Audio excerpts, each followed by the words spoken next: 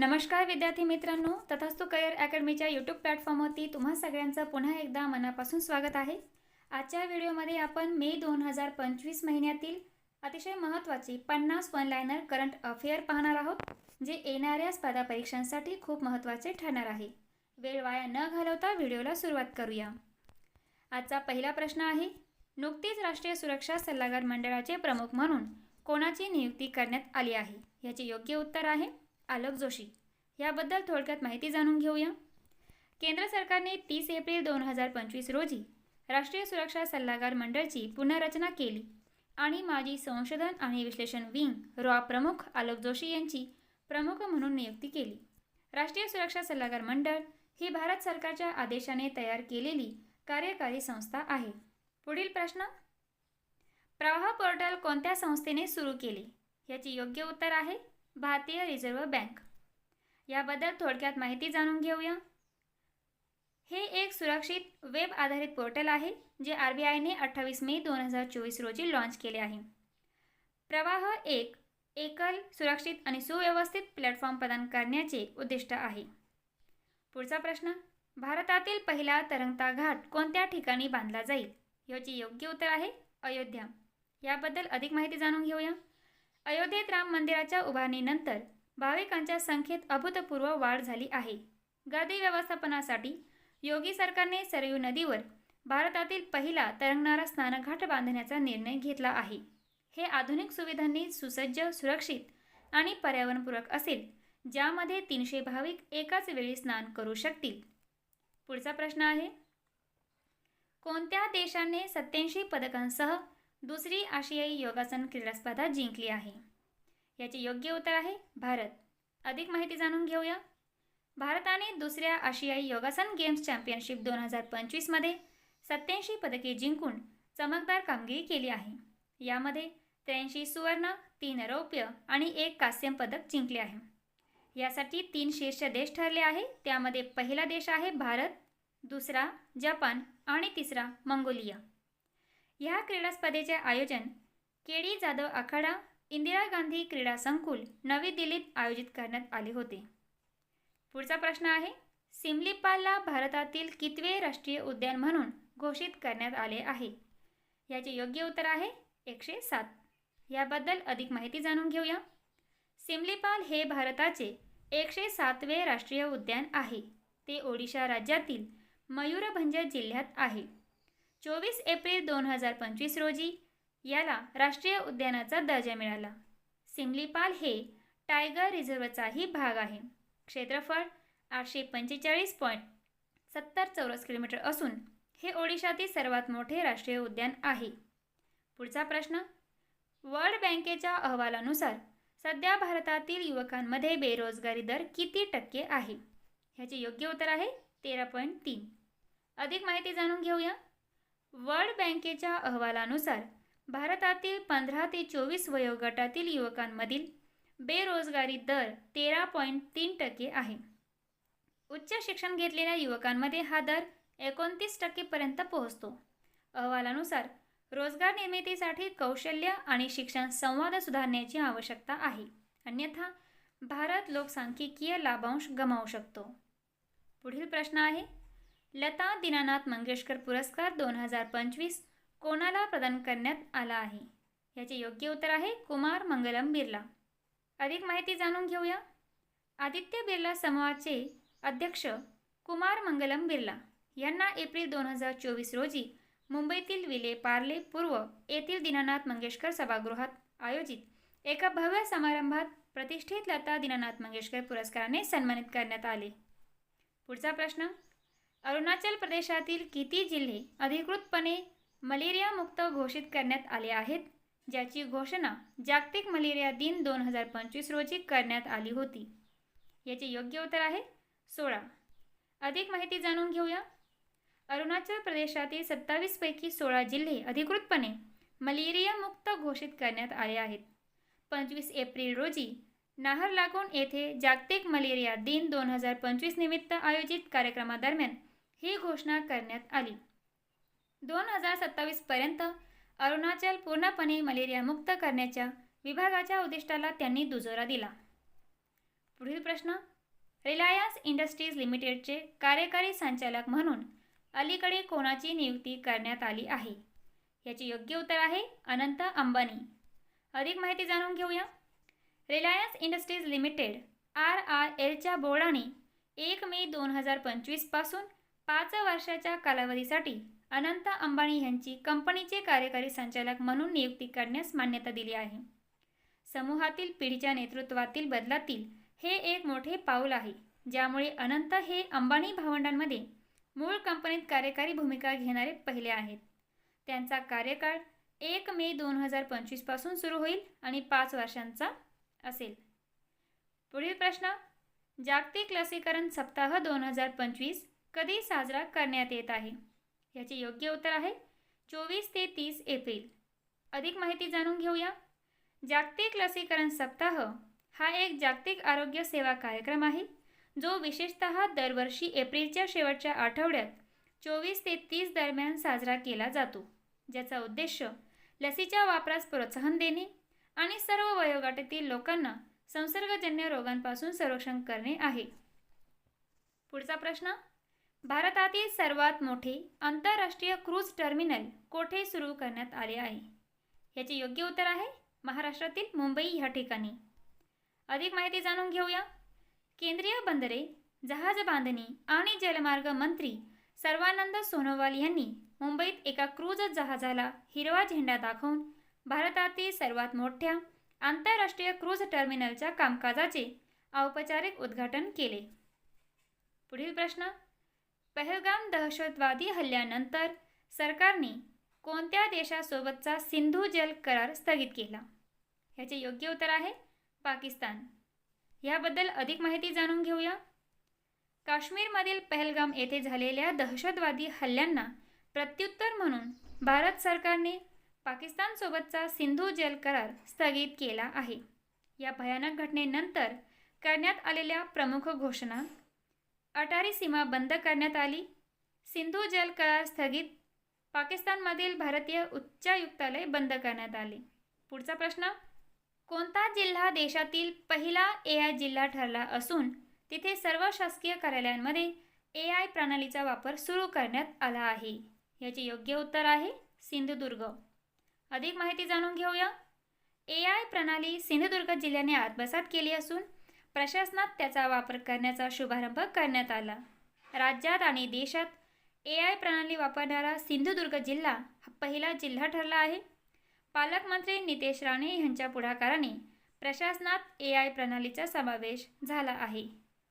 पुढचा प्रश्न. मुंबईच्या पोलीस आयुक्तपदी कोणाची नियुक्ती झाली आहे? याचे योग्य उत्तर आहे देवेन भारती. महत्त्वाची माहिती जाणून घेऊया. मुंबईच्या पोलीस आयुक्तपदी देवेन भारती यांची नियुक्ती करण्यात आली आहे. ते 1994 बॅचचे IPS अधिकारी असून त्यांनी ATS प्रमुख, विशेष पोलीस आयुक्त आणि सह पोलीस आयुक्त, कायदा व सुव्यवस्था अशी महत्त्वाची पदे सांभाळली आहेत. पुढचा प्रश्न. महाराष्ट्र सरकारने सांस्कृतिक वारसा जपण्यासाठी कोठे महाराष्ट्र राज्य सांस्कृतिक भवन आणि संग्रहालय उभारण्याचा निर्णय घेतला आहे? याचे उत्तर आहे मुंबई. महत्त्वाची माहिती जाणून घेऊया. महाराष्ट्र सरकारने राज्याच्या समृद्ध सांस्कृतिक वारशाचे जतन आणि प्रसार करण्यासाठी मुंबईतील बांद्रा कुर्ला कॉम्प्लेक्स BKC येथे महाराष्ट्र राज्य सांस्कृतिक भवन आणि संग्रहालय उभारण्याचा निर्णय घेतला आहे. या प्रकल्पात 14,418 चौरस मीटर क्षेत्रफळावर आधुनिक कला दालने, प्रेक्षागृह आणि संशोधन केंद्रे यांचा समावेश असेल. पुढचा प्रश्न.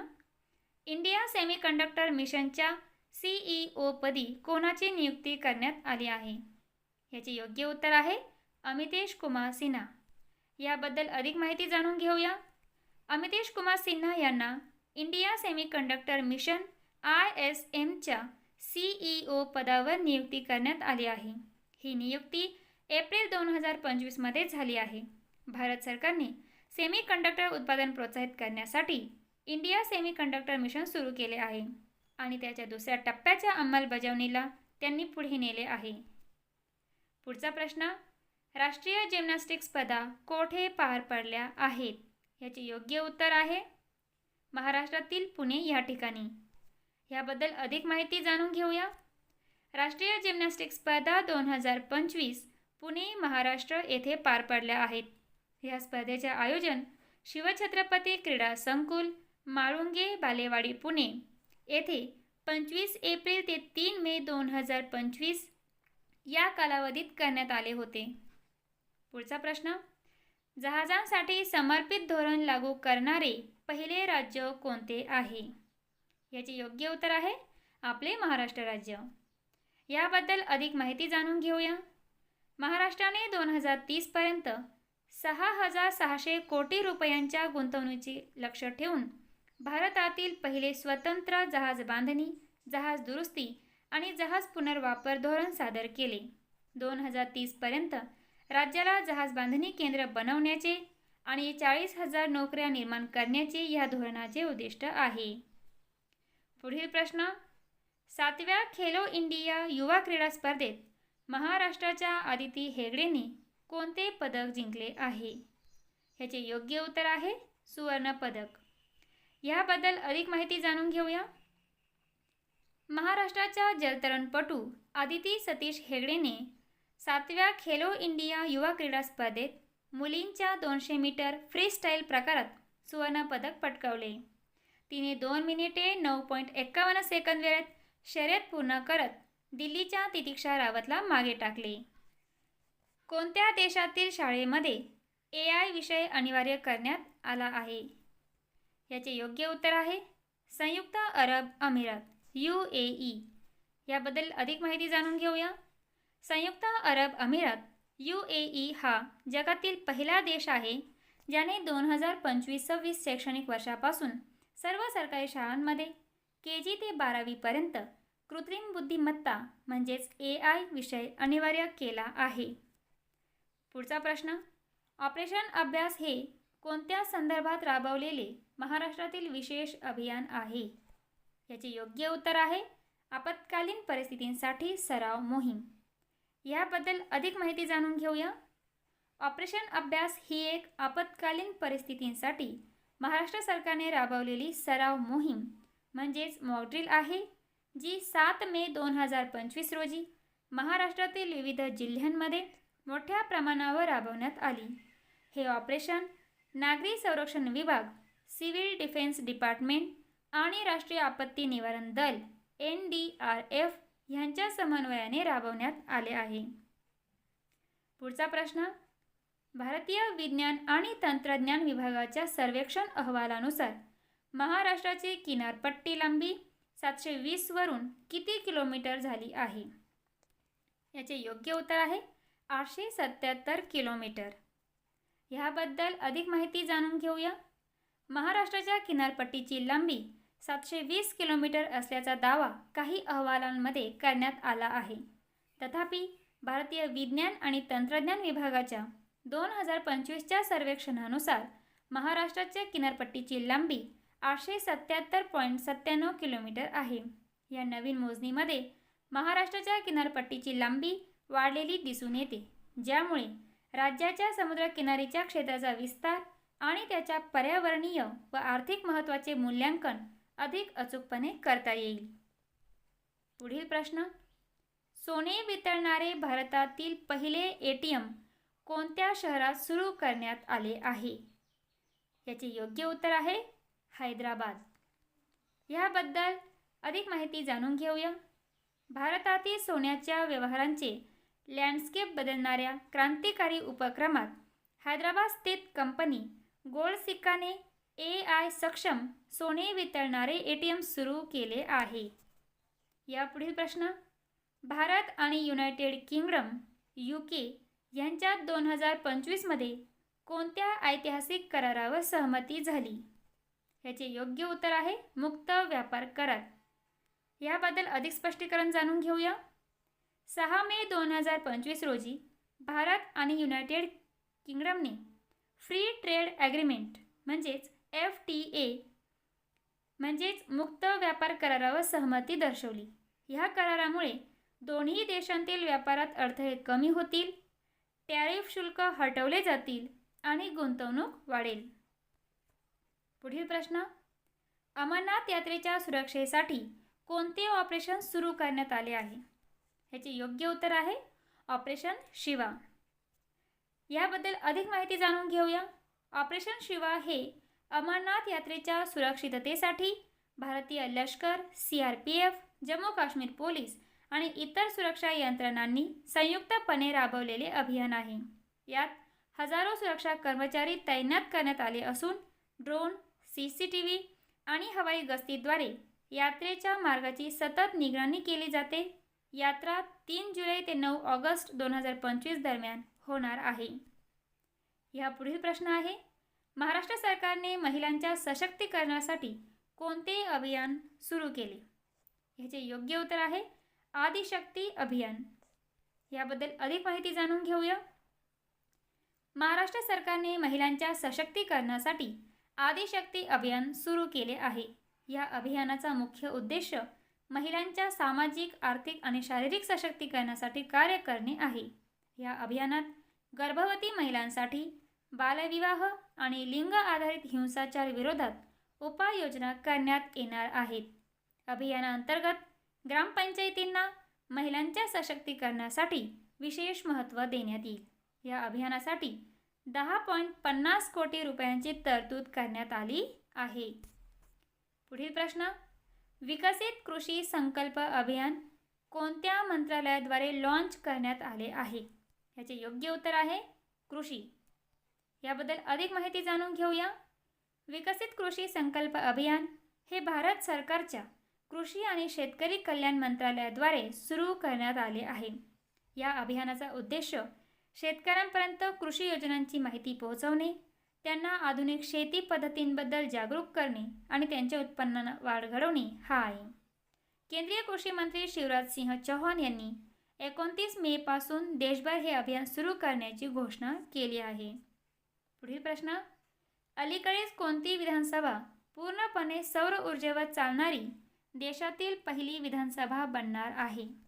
याचे योग्य उत्तर आहे दिल्ली विधानसभा. याबद्दल अधिक स्पष्टीकरण जाणून घेऊया.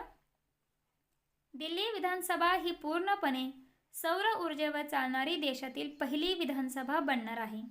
दिल्ली विधानसभेचे अध्यक्ष विजेंदर गुप्ता आणि दिल्लीचे उपराज्यपाल विनय कुमार सक्सेना यांनी 12 मे 2025 रोजी दिल्ली विधानसभा संकुलात 500 किलोवॅट क्षमतेच्या सौर ऊर्जा प्रकल्पाची पायाभरणी संयुक्तपणे केली.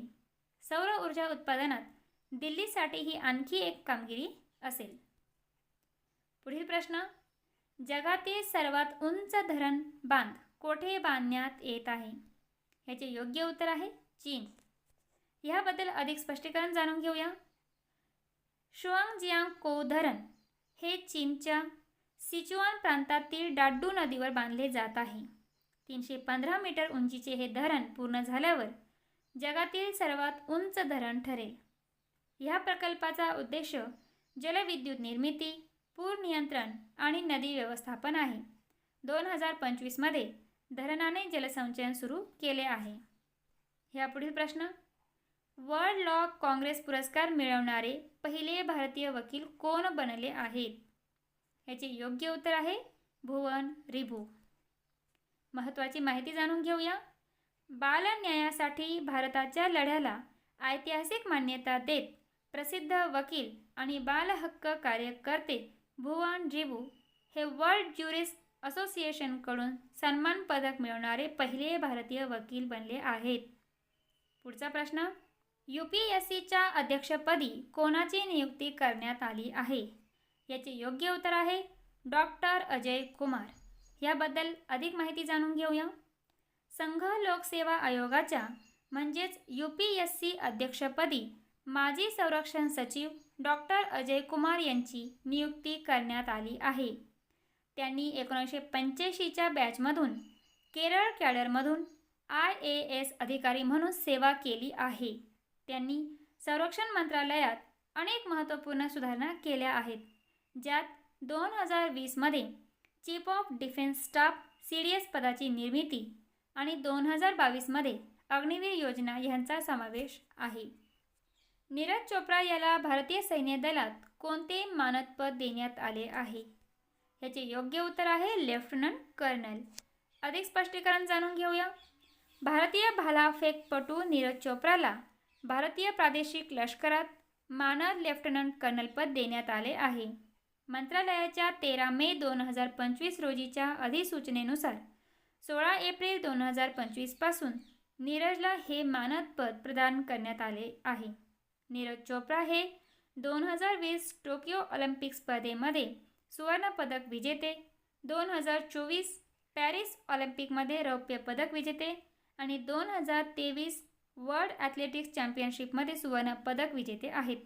त्यांनी 2016 मध्ये भारतीय लष्करात नायब सुभेदार म्हणून सेवा स्वीकारली होती. पुढील प्रश्न. 2024-25 या आर्थिक वर्षात सर्वाधिक GST महसूल गोळा करणाऱ्या राज्यांमध्ये महाराष्ट्राने कोणते स्थान मिळवले आहे? याचे योग्य उत्तर आहे पहिले. अधिक माहिती जाणून घेऊया. आर्थिक वर्ष 2024 मध्ये 3,18,497 कोटी रुपयांच्या प्रभावी GST संकलनासह महाराष्ट्र हे सर्वाधिक GST संकलन करणारे राज्य आहे. 2024 आणि एप्रिल 2025 मध्येही महाराष्ट्र GST संकलनात अव्वल आहे. पुढील प्रश्न आहे. भारताचा 86वा बुद्धिबळ ग्रँडमास्टर कोण बनले आहे? ह्याचे योग्य उत्तर आहे LR श्रीहरी. अधिक माहिती जाणून घेऊया. भारताचा 86वा बुद्धिबळ ग्रँडमास्टर LR श्रीहरी आहे. तामिळनाडूचा श्रीहरी हा आशियाई वैयक्तिक बुद्धिबळ चॅम्पियनशिपमध्ये तिसरा ग्रँडमास्टर नॉर्म मिळवून हा किताब मिळवला. पुढील प्रश्न आहे. 7व्या खेलो इंडिया युवा क्रीडा स्पर्धेत महाराष्ट्राने एकूण किती पदके जिंकून प्रथम स्थान पटकावले आहे? याचे योग्य उत्तर आहे 158 पदके. याबद्दल अधिक स्पष्टीकरण जाणून घेऊया. 7व्या खेलो इंडिया युवा क्रीडा स्पर्धेत महाराष्ट्राने एकूण 158 पदके जिंकून प्रथम स्थान पटकावले. यामध्ये 58 सुवर्ण, 87 रौप्य आणि 53 कांस्य पदकांचा समावेश आहे. ह्या कामगिरीमुळे महाराष्ट्राने सलग तिसऱ्यांदा एकूण विजेतेपद मिळवले आहे.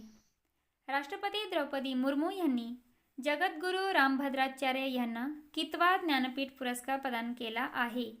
याचे योग्य उत्तर आहे 58. याबद्दल अधिक स्पष्टीकरण जाणून घेऊया. राष्ट्रपती द्रौपदी मुर्मू यांनी जगद्गुरू रामभद्राचार्य यांना 58वा ज्ञानपीठ पुरस्कार प्रदान केला आहे. 16 मे 2025 रोजी दिल्लीतील विज्ञान भवन येथे हा पुरस्कार समारंभ आयोजित करण्यात आला होता. रामभद्राचार्य हे संस्कृत साहित्याचे महान विद्वान असून त्यांनी 22 भाषांमध्ये 240हून अधिक ग्रंथांची रचना केली आहे. त्यांची साहित्यिक आणि सामाजिक योगदानासाठी त्यांना हा सर्वोच्च सन्मान देण्यात आला. पुढील प्रश्न. कोणत्या राज्याने अलीकडेच अंकिता नावाची पहिली AI न्यूज अँकर लॉन्च केली आहे? याचे योग्य उत्तर आहे आसाम. याबद्दल अधिक माहिती जाणून घेऊया. आसामचे मुख्यमंत्री हिमंता बिस्वा शर्मा यांनी नुकतेच आर्टिफिशियल इंटेलिजन्स AI आधारित व्हर्च्युअल न्यूज अँकर अंकिताचे उद्घाटन केले. आसाममधील एखाद्या AI अँकरने मंत्रिमंडळ बैठकीचा संपूर्ण अहवाल सर्वसामान्यांना देण्याची ही पहिलीच वेळ आहे. पुढील प्रश्न. संयुक्त राष्ट्रांनी अलीकडेच कोणत्या देशाला जगातील सर्वात वेगाने वाढणारी प्रमुख अर्थव्यवस्था म्हणून घोषित केले आहे? याची योग्य उत्तर आहे आपला भारत देश. अधिक माहिती जाणून घेऊया. संयुक्त राष्ट्रांनी जारी केलेल्या जागतिक आर्थिक परिस्थिती आणि संभाव्यतेवरील अहवालामध्ये चालू आर्थिक वर्षात भारतीय अर्थव्यवस्था 6.3% वाढेल असा अंदाज आहे. संयुक्त राष्ट्रांनी म्हटले आहे की भारत जगातील सर्वात वेगाने वाढणारी प्रमुख अर्थव्यवस्था राहील. पुढील प्रश्न. समुद्रयान नावाचे भारताचे पहिले मानवयुक्त अभियान कोणत्या वर्षी सुरू होईल? याचे योग्य उत्तर आहे 2026. अधिक माहिती जाणून घेऊया. भारताचे पहिले मानवयुक्त अभियान समुद्रयान 2026 पर्यंत सुरू होण्याची अपेक्षा आहे. या मोहिमेत खोल समुद्रातील शोध आणि संसाधनांचा शोध घेण्यासाठी स्वदेशी बनावटीचे मत्स्य 6000 पाणबुडी वापरली जाईल? पुढील प्रश्न, छत्तीसगड आणि कोणत्या राज्याच्या सीमेवर नक्षलवाद्यांविरुद्ध ऑपरेशन ब्लॅक फॉरेस्ट सुरू करण्यात आले आहे? याचे योग्य उत्तर आहे तेलंगणा. याबद्दल अधिक माहिती जाणून घेऊया. नक्षलमुक्त भारताच्या संकल्पाला ऐतिहासिक यश देत सुरक्षा दलांनी छत्तीसगड तेलंगणा सीमेवरील करेनगुट्टालू हिल्स KGH येथे नक्षलवाद्यांच्या विरुद्धच्या 21 आठवड्यांच्या सर्वात मोठ्या कारवाईत 31 नक्षलवाद्यांना ठार मारले आहे. ह्या कारवाईत एकूण 214 नक्षलवादी लपण्याचे ठिकाण आणि बंकर नष्ट करण्यात आले आहेत. पुढील प्रश्न, WHOने कोणत्या देशाला पोलिओग्रस्त घोषित केले आहे? याचे योग्य उत्तर आहे पापुआ न्यू गिनीला. अधिक स्पष्टीकरण जाणून घेऊया. जागतिक आरोग्य संघटनेने WHOने पापुआ न्यू गिनीला पोलिओग्रस्त देश म्हणून घोषित केले आहे.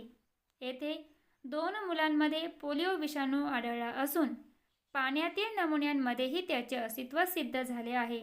ह्या देशातील लसीकरण दर 50% पेक्षा कमी असल्यामुळे संसर्गाचा धोका वाढला आहे. पुढील प्रश्न, हैदराबाद येथे झालेल्या मिस वर्ल्ड स्पोर्ट्स चॅलेंज 2025चा किताब कोणी जिंकला आहे? याचे योग्य उत्तर आहे मिस एस्टोनिया एलिस रेंडमानी. अधिक माहिती जाणून घेऊया. हैदराबादमधील गाचीबौली इंडोर स्टेडियममध्ये झालेल्या मिस वर्ल्ड 2025 स्पोर्ट्स चॅलेंज स्पर्धेत सुवर्णपदक जिंकले ते मिस एस्टोनिया एलिस रेंडमानी. पुढील प्रश्न, 10वीच्या सर्व विद्यार्थ्यांसाठी रोबोटिक्स शिक्षण अनिवार्य करणारे पहिले राज्य कोणते ठरले आहे? याचे योग्य उत्तर आहे केरळ. अधिक स्पष्टीकरण जाणून घेऊया. एका अग्रगण्य उपक्रमात केरळ हे येत्या 2 जूनपासून 10वीच्या सर्व 4.3 लाख विद्यार्थ्यांसाठी रोबोटिक्स शिक्षण अनिवार्य करणारे देशातील पहिले राज्य बनले आहे. पुढील प्रश्न, E0FIR प्रोग्राम कोणी लॉन्च केला आहे? याचे योग्य उत्तर आहे गृहमंत्री अमित शहा. याबद्दल अधिक माहिती जाणून घेऊया. E0FIR प्रोग्राम केंद्रीय गृहमंत्री अमित शहा यांनी सुरू केला आहे. यामध्ये कोणताही नागरिक कोणत्याही पोलीस स्टेशनमध्ये तक्रार दाखल करू शकतो, भलेही तो गुन्हा त्या हद्दीत घडला नसेल. हा प्रोग्राम महिलांसाठी विशेषतः महत्त्वाचा असून तात्काळ न्याय देण्यास मदत करतो. भारताला WHOने कोणत्या रोगाचे समूळ नष्ट केल्याबद्दल प्रमाणपत्र दिले आहे? याचे योग्य उत्तर आहे ट्रॅकोमा. याबद्दल अधिक माहिती जाणून घेऊया. भारताला WHOने 2025 ट्रॅकोमा रोगाच्या समूळ नष्ट केल्याबद्दल प्रमाणपत्र दिले आहे. ट्रॅकोमा हा डोळ्यांचा संसर्गजन्य रोग आहे. भारताने स्मॉल टार्गेटेड इंटरव्हेन्शन्स अंतर्गत लसीकरण आणि उपचारांसाठी व्यापक कार्यक्रम राबवले, ज्यामुळे 2025 ह्या रोगाचे पूर्ण निर्मूलन केले. पुढील प्रश्न, भारत देशातील पहिले पूर्ण साक्षर राज्य कोणते बनले आहे? याचे योग्य उत्तर आहे मिझोराम. महत्त्वाची माहिती जाणून घेऊया. मिझोरामला पूर्ण साक्षर राज्य घोषित करण्यात आले आहे. हे राज्य हे यश मिळवणारे देशातील पहिले राज्य बनले आहे. साक्षरता दर आता 98.2% आहे. पुढील प्रश्न, 2025चा प्रतिष्ठित आंतरराष्ट्रीय बुकर पुरस्कार कोणी जिंकला आहे? याचे योग्य उत्तर आहे बानू मुश्ताक. ह्याबद्दल अधिक स्पष्टीकरण जाणून घेऊया. भारतीय लेखिका, वकील आणि कार्यकर्ता बानू मुश्ताक यांना त्यांच्या हार्ट लॅम्प ह्या पुस्तकासाठी आंतरराष्ट्रीय बुकर पुरस्कार मिळाला आहे. बानू मुश्ताक कर्नाटकातील आहे. बानू मुश्ताक यांना त्यांच्या कन्नड कथा संग्रह हार्ट लॅम्पसाठी 2025चा प्रतिष्ठित बुकर पुरस्कार मिळाला आहे. पुढील प्रश्न, ऑपरेशन सिंदूरचा लोगो कोणी बनवला होता? याचे योग्य उत्तर आहे लेफ्टनंट कर्नल हर्ष गुप्ता आणि सुरेंदर सिंग. ह्याबद्दल अधिक माहिती जाणून घेऊया। ऑपरेशन सिंदूरचा logo lieutenant colonel Harsh Gupta आणि सुरिंदर सिंग यांनी 45 मिनिटांत तयार केला। यामध्ये सिंदुराची कटोरी आणि सिंदूर रेषा दाखवून तो बलिदान, न्याय व हिंदू स्त्रीच्या समर्पणाचे प्रतीक दर्शवतो। हा लोगो देशभक्तीचे प्रतीक ठरला आहे। सुप्रीम कोर्टाने महिलांच्या कोणत्या अधिकाराला मूलभूत हक्क म्हणून मान्य केले आहे? याचे योग्य उत्तर आहे मातृत्व रजा। याबद्दल अधिक स्पष्टीकरण जाणून घेऊया। सुप्रीम कोर्टाने 2025 मध्ये दिलेल्या निर्णयात सांगितले की मातृत्व रजा हा महिलांचा मूलभूत अधिकार आहे, जो तिसऱ्या अपत्यासाठी सुद्धा लागू होतो। हा निर्णय संविधानातील कलम 14 आणि कलम 21 ह्यावर आधारित आहे। हा हक्क महिलांच्या प्रतिष्ठा, आरोग्य आणि सशक्ततेचे संरक्षण करतो। नंतर आपण मे महिन्यातील महत्त्वाच्या दिवसांबद्दल अधिक माहिती घेऊया। 1 मे महाराष्ट्र दिन व कामगार दिन। 3 मे जागतिक प्रेस स्वातंत्र्य दिन। 4 मे आंतरराष्ट्रीय अग्निशमन दिन। 7 मे जागतिक ॲथलेटिक्स दिन। 8 मे जागतिक रेड क्रॉस दिन। 11 मे राष्ट्रीय तंत्रज्ञान दिन। 12 मे आंतरराष्ट्रीय परिचारिका नर्स दिन। 15 मे आंतरराष्ट्रीय कुटुंब दिन। 17 मे जागतिक दूरसंचार व माहिती समाज दिन। 18 मे जागतिक संग्रहालय दिन। 21 मे राष्ट्रीय दहशतवाद विरोधी दिन। 22 मे आंतरराष्ट्रीय जैवविविधता दिन। 24 मे राष्ट्रकुल दिन। 28 मे जागतिक महिला आरोग्य दिन। 31 मे जागतिक तंबाखू विरोधी दिन। तर आजच्या व्हिडिओमध्ये आपण मे 2025 महिन्यातील अतिशय महत्त्वाचे असे 50 वन लाइनर करंट अफेअर्स पाहिले आहेत। त्याचबरोबर आपण मे महिन्यातील महत्त्वाचे दिवसही बघितले आहेत, जे येणाऱ्या वेगवेगळ्या स्पर्धा परीक्षांसाठी अतिशय महत्त्वाचे ठरणार आहेत। आजचा व्हिडिओ तुम्हाला आवडला असेल तर व्हिडिओला प्लीज लाईक आणि शेअर जरूर करा। तथाच करिअर अकॅडमीला सबस्क्राईब जरूर करा, जेणेकरून येणारे व्हिडिओ तुमच्यापर्यंत लवकर पोहोचतील। भेटूया नवीन व्हिडिओमध्ये नवीन माहितीसह। तोपर्यंत थँक्स फॉर वॉचिंग। धन्यवाद।